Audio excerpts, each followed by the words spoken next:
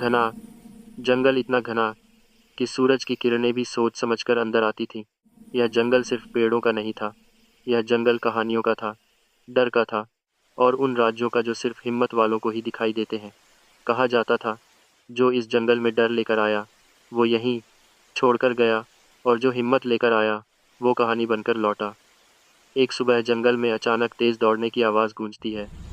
धप धप धप। एक छोटा हिरण आंखों में डर लिए जान बचाकर भाग रहा था। उसकी सांसें तेज थीं और दिल जोर जोर से धड़क रहा था। पीछे झाड़ियों में हलचल होती है, लेकिन तभी भारी कदमों की आवाज़ झाड़ियों से निकलता है। जंगल का राजा शेर वीरू।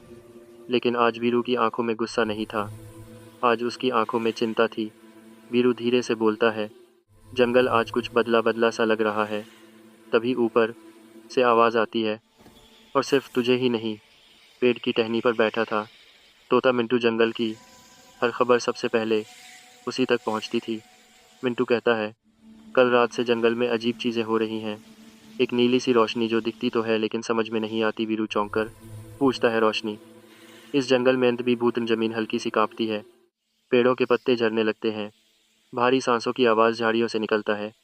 भालू बंटी थोड़ा डरपोक, लेकिन दिल का साफ। बंटी कांपती आवाज़ में बोलता है, राजा, रात को कोई आवाज़ें आती हैं, ऐसी जैसे कोई रो रहा हो। चालाक हंसी उसी पल सामने आती है। लोमड़ी चिकी आंखों में चालाकी और दिमाग में 100 सवाल। चिकी कहती है, डर की वजह हमेशा भूत नहीं होती, कभी कभी सच्चाई भी डरावनी लगती है। वीरू गहरी सांस लेता है। अगर जंगल डरा हुआ है तो आज डर का सामना किया जाएगा। रात हो जाती है, चांद बादलों में छुपा हुआ। चारों दोस्त धीरे धीरे जंगल के अंदर बढ़ते हैं। हर कदम पर पत्तों की चरमराहट, हर आवाज़ पर दिल की धड़कन। तब दूर से दिखाई देती है नीली चमकती रोशनी। बंटी फुसफुसाता है, ये भूत तो नहीं? मिंटू आंखें मिचमिचाकर देखता है, नहीं, ये रोशनी हिल रही है। चारों धीरे धीरे पास जाते हैं और तभी रोशनी के बीच दिखाई देता है एक छोटा सा इंसानी बच्चा। डरा हुआ, भूखा और कांपता हुआ बच्चा रोते हुए कहता है, मैं रास्ता भटक गया हूँ। सब हैरान रही जाते हैं। मिंटू बोलता है, तो ये रोशनी उसकी टॉर्च थी। लेकिन कहानी यही ख़त्म नहीं होती। झाड़ियों से निकलता है एक भूखा तेंदुआ। उसकी आंखें बच्चे पर टिकी होती हैं। पूरा जंगल जैसे सांस रोक लेता है। वीरू आगे बढ़ता है, धीमी लेकिन भारी आवाज़ में कहता है, ये जंगल मेहमानों को नुकसान नहीं पहुंचाता।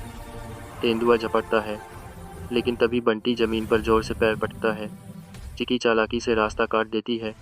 मिंटू आंखों पर झपटता है। कुछ सेकंड का ज़बरदस्त संघर्ष, तेज सांसें, आखिर तेंदुआ डरकर भाग जाता है। सुबह की रोशनी फैलती है, जंगल फिर से मुस्कुराता है। वीरू बच्चे को जंगल के बाहर तक छोड़ता है। बच्चा मुस्कुराकर कहता है, आप लोग मेरे हीरो हो। वीरू मुस्कुराता है। मिंटू आखिरी बात कहता है, डर अक्सर अंधेरे से नहीं, गलतफहमी से पैदा होता है। और यही है जंगल की असली ताकत, एकता, हिम्मत और सच्चाई। अगर कहानी अच्छी लगे तो एक सब्सक्राइब ज़रूर कर देना दोस्तों।